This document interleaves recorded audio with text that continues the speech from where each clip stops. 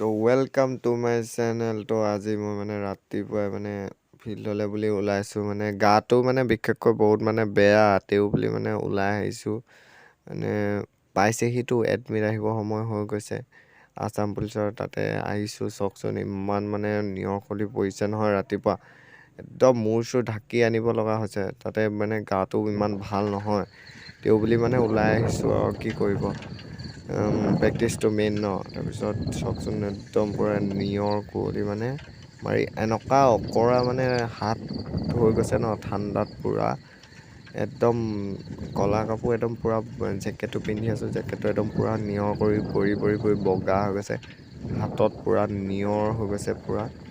তাৰপিছত আহি গৈ গৈ লাষ্টত শেষত পালোঁহি ফিল্ডতো চাওকচোন এনেকুৱা মানে নিয়ৰ।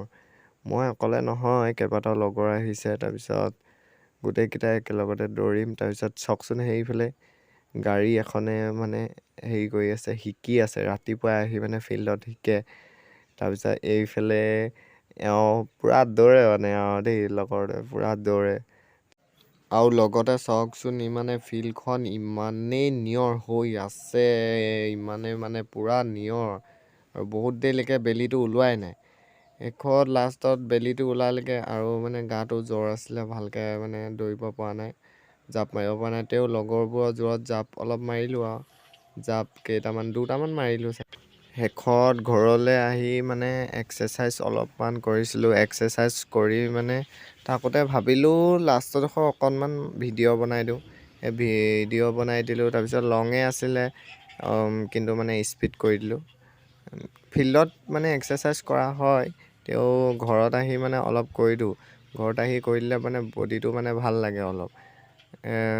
মানে শেষত মানে টোপনিও নধৰে, এনেকৈ সোনকালে উঠি টোপনি যোৱা হয় ন ফিল্ডলৈ, আহি মানে টোপনি ধৰে। সেইকাৰণে মানে মই বিশেষকৈ এক্সাৰচাইজটো কৰি দিওঁ। মানে যদি আহি মই শুই দিওঁ বা বহি দিওঁ টোপনি ধৰে, সেইকাৰণে আহি লগালগ মানে এক্সাৰচাইজ কৰি দিওঁ। আৰু ঠাণ্ডাটো লাগি থাকে ন, ঠাণ্ডাটো নালাগে, ঠাণ্ডাটো মানে আঁতৰি যায়, গৰম উঠি যায় পূৰা, বডিটো ভাল লাগে বডিটো। সেইকাৰণে আপোনালোকে কি কৰে নাজানো, কিন্তু মই আহি মানে এক্সাৰচাইজ কৰি দিওঁ। ইভাগে ফিল্ডত কৰা হয়, তেওঁ মানে ঘৰত আহি মই কৰি দিওঁ মানে পূৰা যিমান পাৰোঁ টাইম, মানে যিমান টাইম পাওঁ তিমানেই কৰোঁ। শেষত সন্ধিয়া হৈ আহিলে, সন্ধিয়া হৈ আহি যোৱা সময়ত আজি ৰাস নহয় জানো, সেই ৰাস চাবলৈ গৈছোঁ দৈৰিকাপাত। গৈ আছোঁ, কেনেকুৱা লাগেনো চাওঁ আৰু আপোনালোককো দেখাওঁ।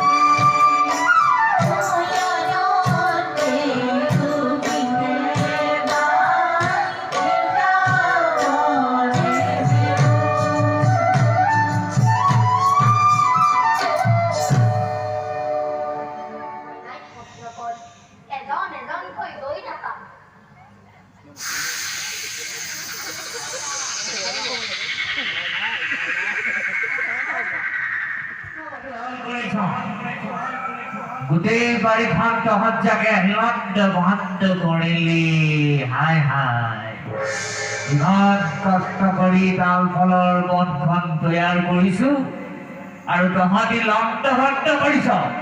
কোন তহঁত ওলা।